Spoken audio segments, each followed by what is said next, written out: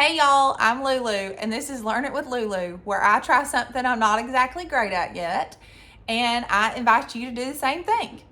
Today, I'm gonna throw paint at a canvas to make a wildflower meadow. But here's the twist. I'm gonna start on this canvas with watercolor, and then when I'm happy with the watercolor background, I'm gonna start throwing acrylic paint at it. Stick around because I'm going to show you how you can make one of these paintings yourself even if you've never mixed mediums before. So as we've discussed in the past, we normally do use paper when we paint with watercolor.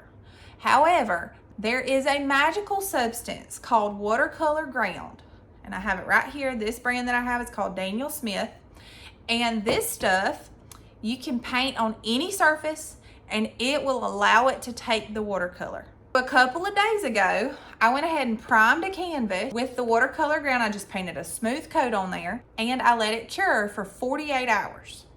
I'm going to start my painting today by painting a loose background in watercolor. So I'm going to paint the blue sky on the top and then just green on the bottom to be the background of my painting. Then I'm going to go in after and I'm going to put the acrylic on there after my watercolor's dried. So come along with me. So step one, we are going to wake this paint up by spraying it with some water. Watercolor is basically like me before caffeine, and it just sits there till you give it a little splash of light. Now I'm going to start on the sky, but painting on watercolor ground is a whole different animal than paper. It moves, but not in the way you'd expect it to if you're used to painting watercolor on paper. I zoomed in so you could kind of see what I was talking about. So I'm putting in my blues, 2 different blues, and in a second you'll see that one of my blues was contaminated. Uh-oh, see, look, it looks muddy. That's okay because this is just the background. Also, I know you're not surprised because how messy my palette is, but you know what? I'll clean that before the next video. And here comes my brilliant idea, clouds made with scrunched up toilet paper. On paper, this is gorgeous. On watercolor ground, well, it kind of looks like a Pinterest fail. But that's part of the fun. We're going to try things and we're going to see what happens. So I've switched to the grass, some greens, a little yellow to brighten up some things. This is the part I love most, when I stop overthinking and just play with the colors. Perfection is literally overrated. It's a cliche because it's true. Creativity is where you get to make a mess and you get to have fun doing it. Back to the sky, and yes, I went back to the toilet paper clouds. No, it still did not work. But sometimes you just have to commit and call it texture. Bless it. Finishing up with a few loose grass stalks and a little brown near the bottom. You know, trying to make it look like it has depth.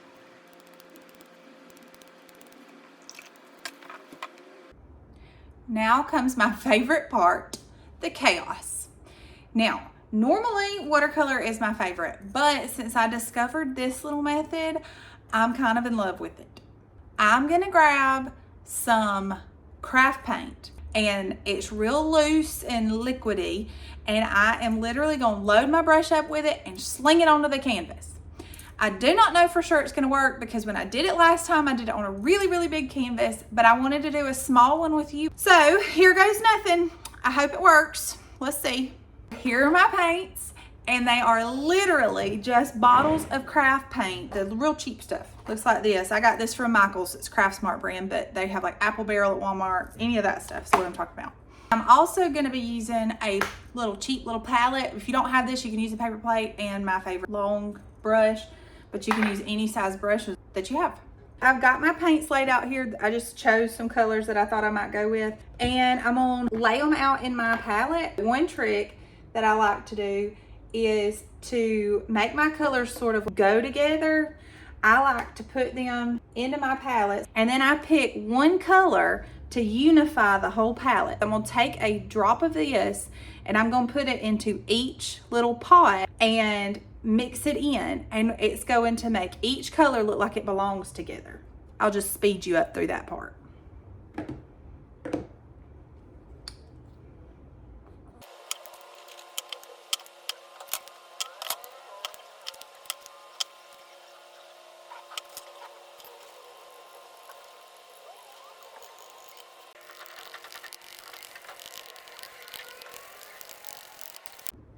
So now that I've got my palette all unified and ready to go, I'm gonna put my paints aside, and then we're just gonna start slinging some paint. So step one, just sling the paint. Yeah, that's gonna work. Nope, that's not exactly what I meant to do. It's too chunky. There's a glob right there at the top. But you know what they say, hope springs eternal. So I just keep on doing the same thing over and over and over again. Like somehow the laws of physics are just going to give me a break if I just believe hard enough. So at this point, I decide, all right, new plan. I'm going to take a sheet of scratch paper and I'm going to save my sky. And then I'm going to flip the canvas upside down. Because if gravity's been working against me, maybe it'll finally work for me.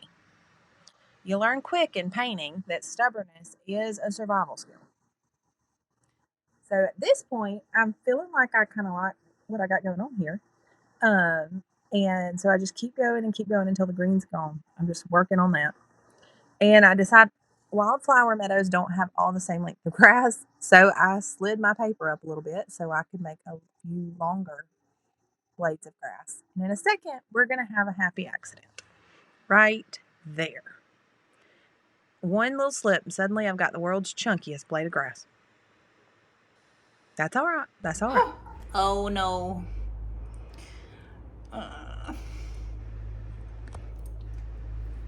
That's okay. We're gonna fix it. We're gonna fix it. And here I just keep going till all my green's gone.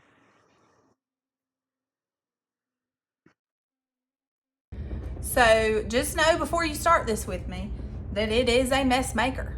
I already cleaned my desk up once and we've got drips everywhere. I knew that was gonna happen because I'm throwing paint. So if you do wanna do this, honestly, outside's a good place if you don't have a place like this where you can just throw paint and make a mess.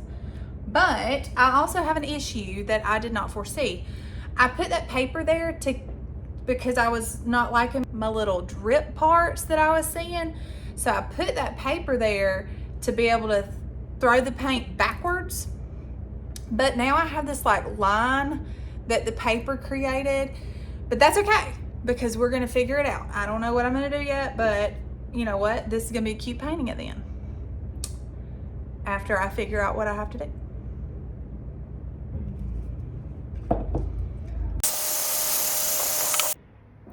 And y'all will never believe it, but my camera was not recording the entire time I was painting these wildflowers. And this is where I want to give up because the devil hates me and he does not want me to have a YouTube channel. But I'm not gonna because this is all about making mistakes. So that was my mistake. I am gonna walk you through how I did these flowers, but it was just real loosey-goosey. So my camera decided not to record the whole first coat of flowers. Thanks, technology. Which means I'm showing you the second coat while explaining what I did the first time. I've got tall purple blooms right there. I don't know what they're called, and I probably made them up, but I like them. And then I put in little yellow, red, and teal ones, and 3 dandelions. I paint each of those dandelions for my boys, and I paint dandelions all the time. Because when they were little, they'd pick them for me like they were the finest roses in the world. But I also love dandelions because they're a lot like us. Every step we take, we're planting seeds. Some of us plant joy, some of us plant doubt, and some of us plant encouragement. Whether you mean to or not, you're leaving something behind you everywhere you go. And I know I miss the mark plenty, but I pray I'm planting seeds of joy, encouragement, and creativity everywhere I go.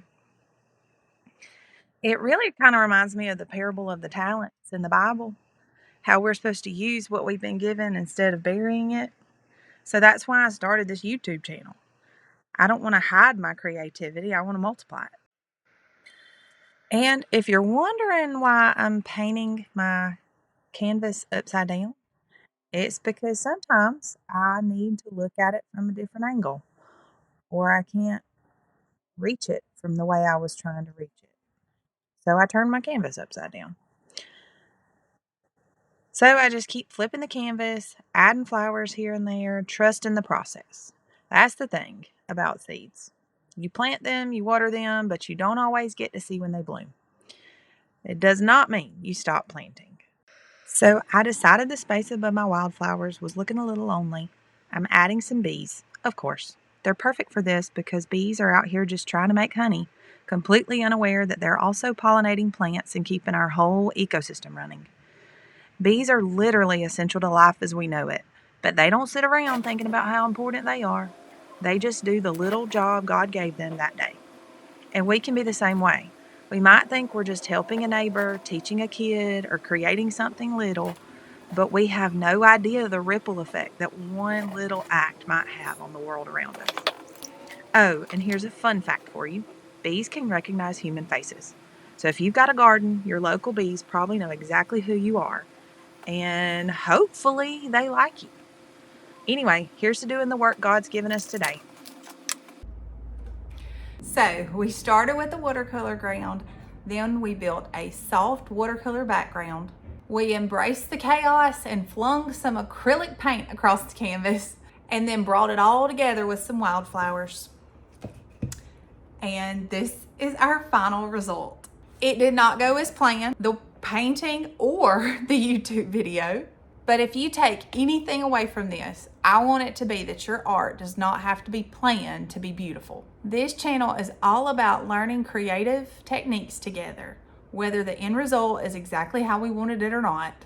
So if you want to try something new and maybe throw a little paint with me along the way, go ahead and hit that subscribe button. Once again, that's it for today's learning adventure. It wasn't perfect and neither am I, and that is kind of the point. Please remember, you do not have to be great at something to start it, but you definitely have to start it to get great at it. So go on, I give you permission. Make a mess, make a memory, and make a little magic while you're at it. I'm Lulu, and I'm learning it the hard way so you don't have to. Bye, y'all.